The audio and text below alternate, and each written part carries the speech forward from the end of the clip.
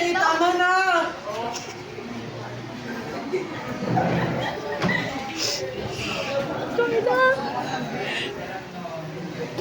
Carla. Ito na naman ang ulam. Hindi bale.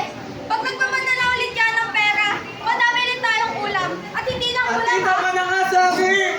Prince, dali mo na mga kapatid mo sa loob. Pati si Bunso, inabay mo. Punta na kayo doon. Pwede ba? Tigilan mo na yung kakatawag sa kanilang anak. Mamimiss na naman ni Bunso yan kapag nawala ka na naman dito. Ikaw na naman ang hindi kumikilala sa akin, ina. Tapos, isa, dalawa, 6 na linggo. Wala ka na naman. Si Tita Norma na naman. Ang magiging nanay niyan. Alam mo talaga ang gusto mo, Carla? Di ba dito ang gusto mo? Pinagtutulakan mo akong umalis dito? Oo, at sana huwag ka nang bumalik. Bastos ka! Bastos ka, no? Nanay, tama na, nanay!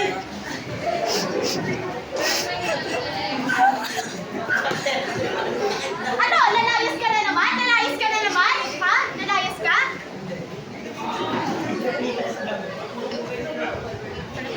Oo. Talagang lalayas ako! Sige! Tuluyan mong sirain yung buhay mo!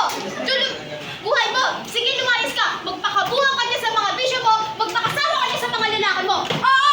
Gagawin ko talaga yun!